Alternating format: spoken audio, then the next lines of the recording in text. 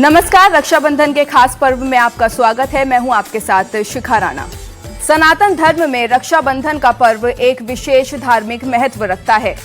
इस दिन बहनें अपने भाइयों की कलाई पर राखी बांधकर उनकी सुख समृद्धि, लंबी आयु और जीवन में खुशहाली की कामना करती हैं।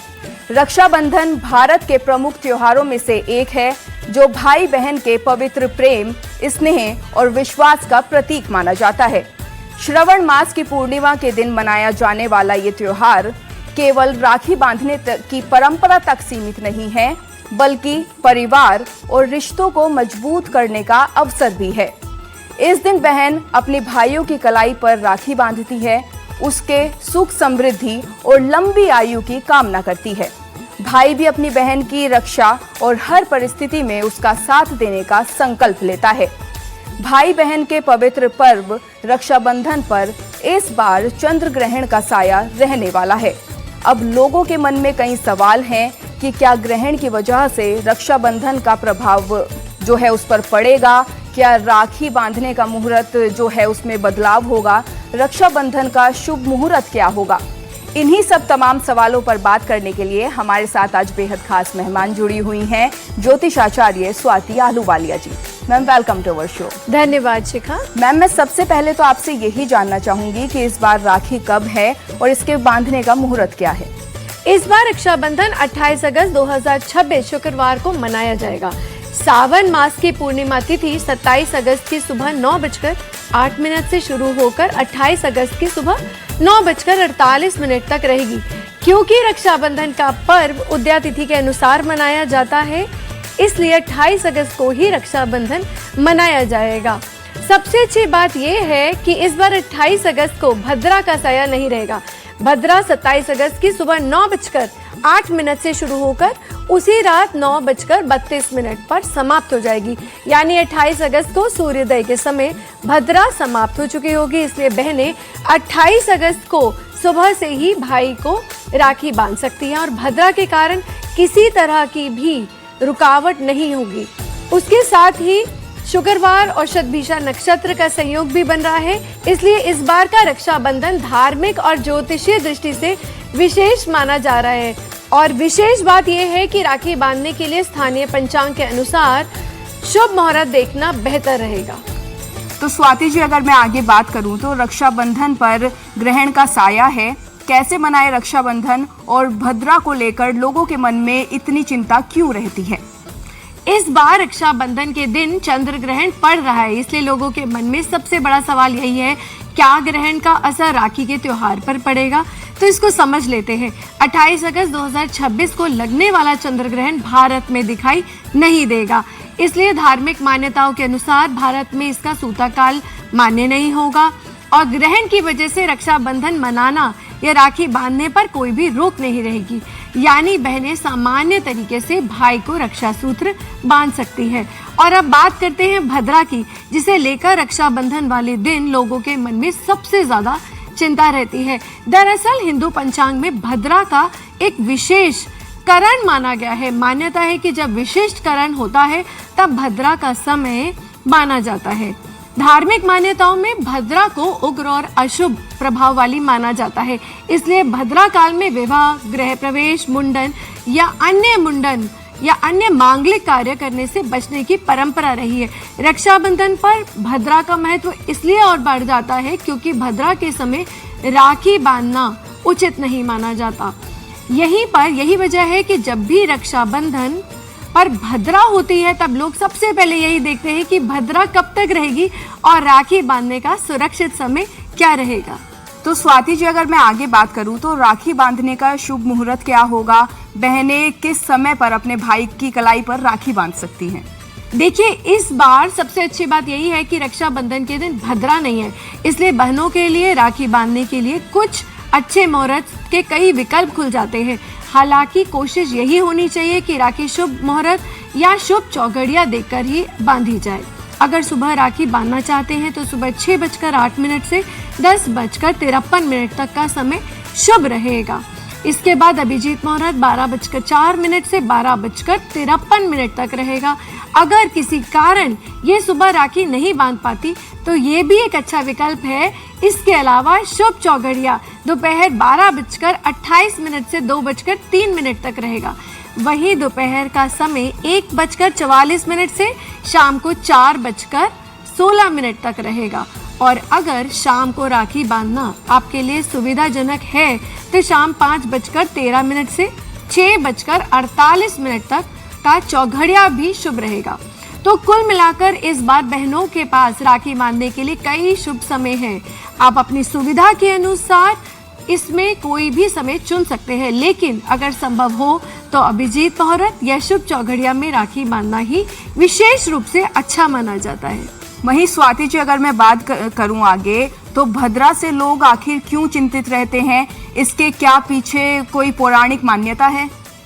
जी हाँ, भद्रा को लेकर लोगों में चिंता के पीछे सिर्फ पंचांग की गणना ही नहीं बल्कि एक पौराणिक मान्यता भी जुड़ी हुई है। धार्मिक कथाओं के अनुसार भद्रा को भगवान सूर्य की पुत्री और शनिदेव की बहन माना गया है। मान्यता है कि उनका स्वभाव काफी उग्र है और शुभ कार्यों से में बाधा उत्पन्न करती है, इसलिए उन्हें नियंत्रित करने के लिए उन्हें पंचांग के विशेषीकरण में स्थान दिया गया है।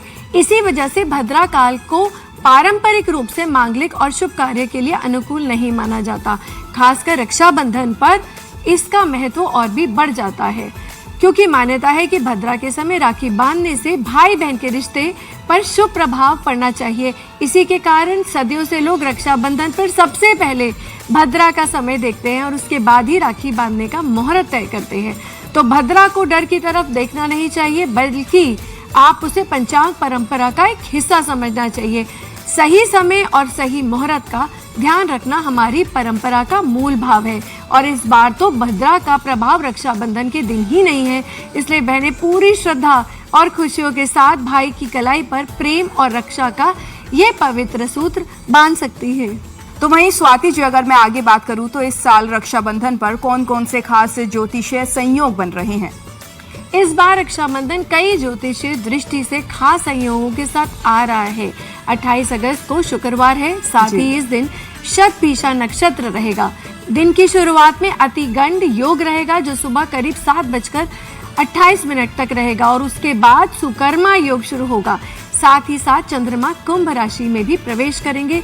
शुक्रवार का संबंध शुक्र ग्रह से माना जाता है जो प्रेम संबंध, सुख और सौंदर्य का कारक है।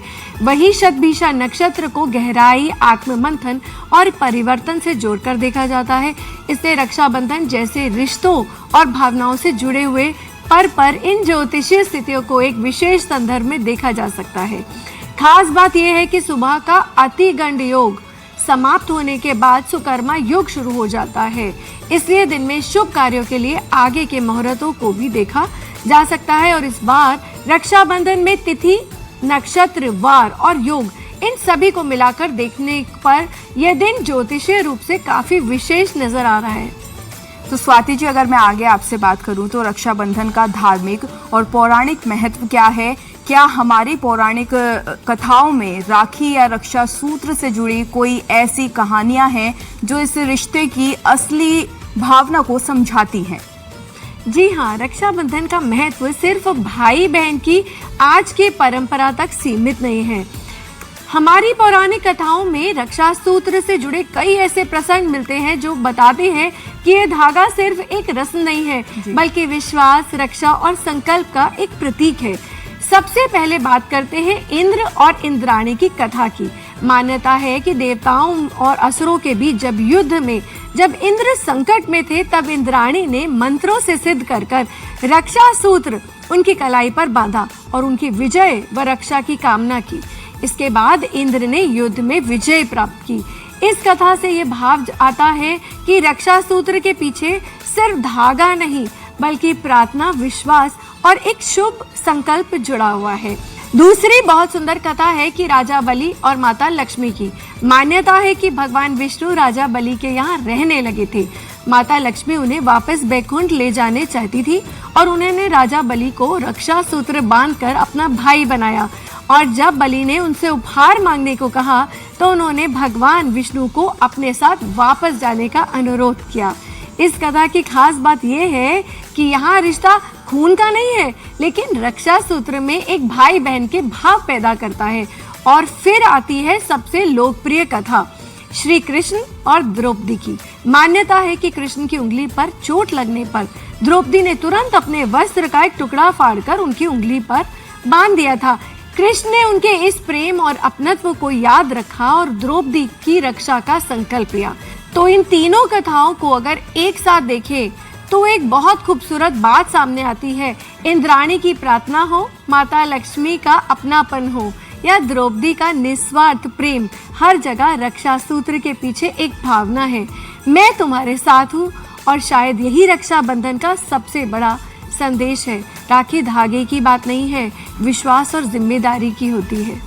तो स्वाति जी, आगे मैं जानना चाहूंगी कि रक्षाबंधन पर राखी बांधने का शुभ समय आखिर तय कैसे किया जाता है, इसके लिए किन चीजों को देखा जाता है?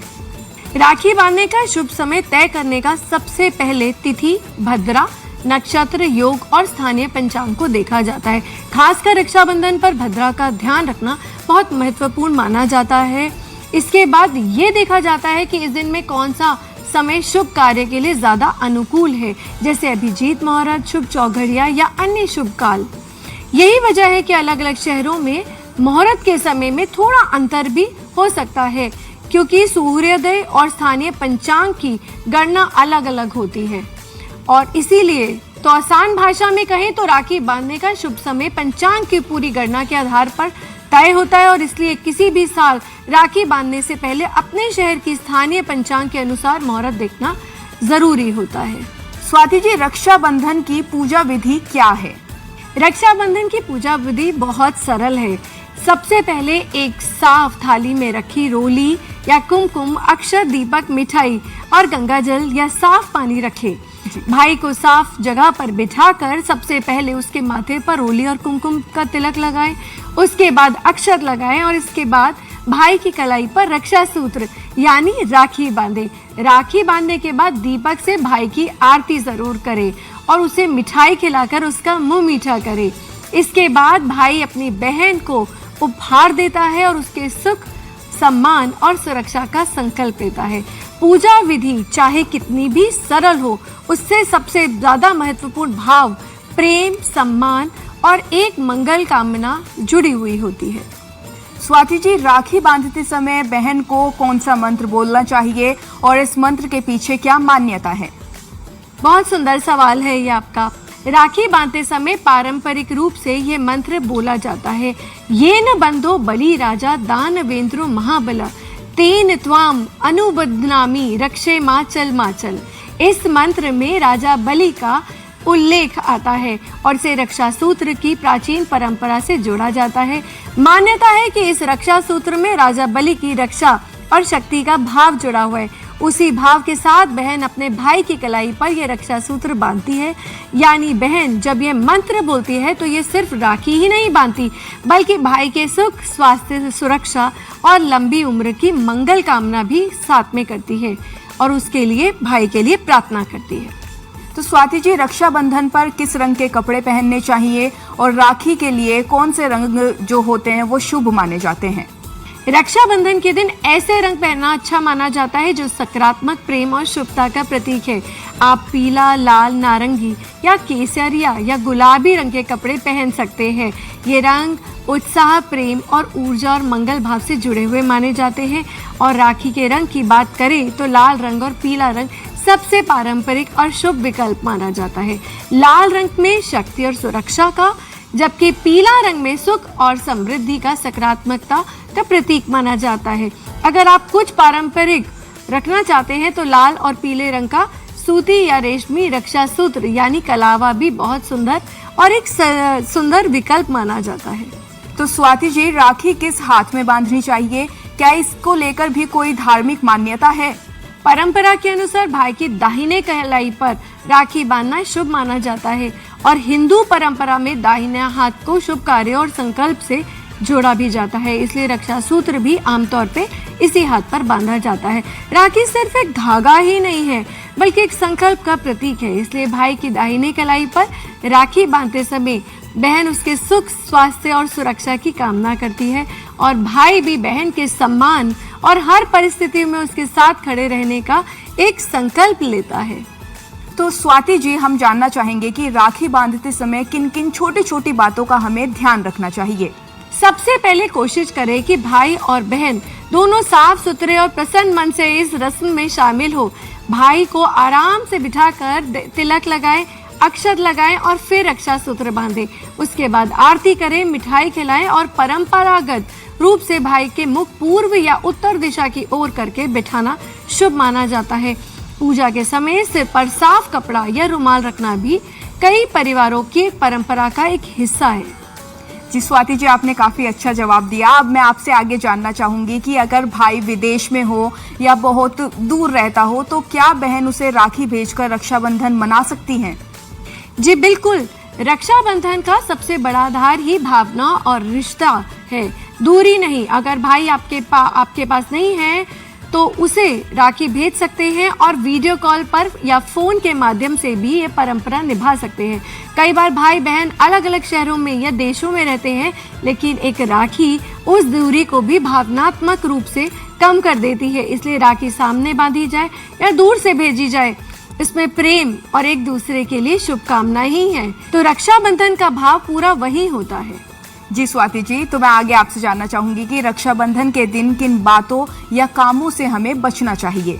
रक्षाबंधन का पर्व प्रेम और रिश्तों का मजबूत करने का एक दिन है, इसलिए इस दिन क्रोध, अपशब्द, विवाद, मनमुटाव और किसी का अपमान करने से बचना चाहिए। कोशिश करना चाहिए कि इस दिन परिवार के साथ समय बिताए और पुरानी नाराजगी को भी पीछे छोड़कर रिश्तों की ओर मजबूती से आगे बढ़े। आखिर राखी सिर्फ एक कलाई पर बांधने का ही एक विषय नहीं है, एक रिश्ता भी थोड़ा और मजबूत करने का ये एक पर्व है। जी स्वाति जी, तो अगर मैं आगे आपसे पूछूं तो क्या पत्नी भी अपने पति को राखी या रक्षा सूत्र जो है वो बांध सकती है? देखिए, इस विषय में अलग अलग परंपराएं देखने को मिलती हैं। ऐतिहासिक और धार्मिक संदर्भों में रक्षा सूत्र केवल भाई बहन तक सीमित नहीं रहा। इंद्राणी द्वारा इंद्र को रक्षा सूत्र बांधने की कथा भी इसी व्यापक परंपरा से जुड़ी हुई मानी जाती है। मान्यता है कि जब देवराज इंद्र युद्ध के लिए जा रहे थे, तब उनकी पत्नी इंद्राणी यानी शची ने उनकी रक्षा और विजय की कामना से उनके हाथ में रक्षा सूत्र बांधा था। यानी रक्षा सूत्र का मूल भाव केवल भाई बहन का रिश्ता नहीं, बल्कि किसी प्रिय व्यक्ति की रक्षा, मंगल और कल्याण की कामना भी है। इसी दृष्टि में देखें तो पत्नी अपने पति के स्वास्थ्य, दीर्घायु और मंगल की कामना से रक्षा सूत्र बांध सकती है। हालांकि इसे सामान्य रक्षाबंधन की भाई बहन वाली परंपरा से अलग ही समझना चाहिए, क्योंकि सामाजिक रूप से रक्षाबंधन मुख्य रूप से भाई बहन के रिश्ते का ही पर्व माना जाता है। तो स्वाति जी, मैं आगे आपसे जानना चाहूंगी कि रक्षाबंधन का सबसे बड़ा संदेश क्या है? देखिए, रक्षाबंधन का सबसे बड़ा संदेश ये है कि रिश्ते सिर्फ अधिकार से नहीं, बल्कि विश्वास, सम्मान और जिम्मेदारी से मजबूत होते हैं। राखी का धागा हमें याद दिलाता है कि रिश्ते में एक दूसरे की खुशी, सम्मान और मुश्किल समय में एक साथ खड़े रहना भी उतना ही जरूरी है। आज के समय पे रक्षा का अर्थ सिर्फ भाई की बहन की रक्षा करना ही बचा है, बल्कि भाई बहन दोनों एक दूसरे की ताकत और इमोशनल सपोर्ट बनना भी जरूरी है। इसलिए रक्षाबंधन सिर्फ एक रस्म नहीं, बल्कि रिश्तों को और मजबूत करना और एक दूसरे के प्रति अपनी जिम्मेदारी को याद रखने का भी एक दिन है। जी बिल्कुल स्वाति जी, तो अगर मैं आगे आपसे जानना चाहूँ कि अगर किसी वजह से हम शुभ मुहूर्त में राखी ना बांध पाए तो हमें क्या करना चाहिए? देखिए, सबसे पहले तो घबराने की जरूरत ही नहीं है। शुभ मुहूर्त का अपना एक महत्व है और जहां संभव हो उसी के अनुसार राखी बांधने की कोशिश करनी चाहिए। लेकिन अगर किसी मजबूरी, यात्रा या दूरी की वजह से उस समय पर आप राखी ना बांध पाए तो बाद का स्थानीय पंचांग के अनुसार उपलब्ध शुभ समय देखा जा सकता है। और अगर भाई बहन अलग अलग शहर या देश में है तो राखी भेजकर या वीडियो कॉल के जरिए भी ये परंपरा निभाई जा सकती है। आखिर हर परिस्थिति में एक ही समय पर साथ होना कभी कभी संभव नहीं होता, इसलिए मुहूर्त के साथ अपनी परिस्थितियों को भी ध्यान में रखना जरूरी है। जी बिल्कुल स्वाति जी, तो मैं आगे आपसे जानना चाहूँगी कि क्या भाई की राशि के अनुसार राखी का रंग हमें चुनना चाहिए? किस राशि के लिए कौन से रंग जो होते हैं वो शुभ रहते हैं? जी हाँ, देखिए अगर आप राखी को ज्योतिष से जोड़कर देखना चाहें तो भाई की राशि के अनुसार भी राखी का रंग चुना जा सकता है। ज्योतिष में हर राशि का संबंध किसी न किसी ग्रह से माना जाता है और उसी के आधार पर कुछ रंग शुभ भी माने जाते हैं, जैसे मेष राशि वालों के लाल, मैरून या केसरिया रंग। वहीं पर वृषभ राशि वालों के लिए सफ़ेद, सिल्वर या हल्का नीला रंग, और मिथुन राशि वालों के हरा या बहुरंगी रंग। वहीं कर्क राशि वालों के लिए सफ़ेद, सिल्वर या हल्का पीला। सिंह राशि वालों के लिए सुनहरा, पीला या गुलाबी।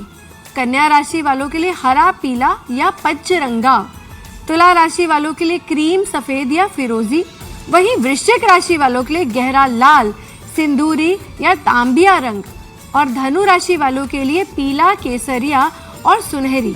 मकर राशि वालों के लिए गहरा नीला, आसमानी या बहुरंगी।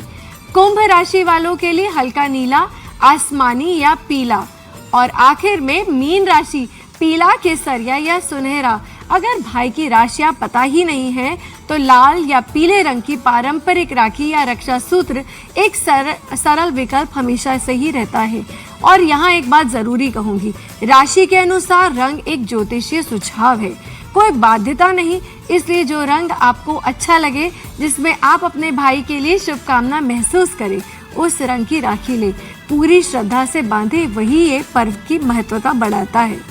रक्षाबंधन को हम हमेशा रक्षा और भाई बहन के रिश्ते से जोड़कर देखते आए हैं, लेकिन क्या आज के समय में रक्षा का मतलब सिर्फ इतना ही है?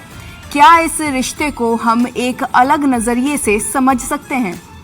जी बिल्कुल, मेरे हिसाब से आज के समय में रक्षा का मतलब सिर्फ प्रोटेक्शन नहीं, किसी अपने की भावनाओं को समझना, उसके फैसलों का सम्मान करना, उसके सपने को आगे बढ़ाना, उसका साथ देना और मुश्किल समय में उसका हौसला बनाना, ये भी रक्षा का एक रूप है। कई बार किसी की रक्षा करने का सबसे खूबसूरत तरीका ये नहीं होता कि हम उसे हर परेशानी से बचा लें, बल्कि ये होता है कि जब वो किसी मुश्किल से गुजर रहा हो तब हम उसके साथ खड़े रहे और कहे, तुम अकेले नहीं हो, मैं तुम्हारे साथ हूँ।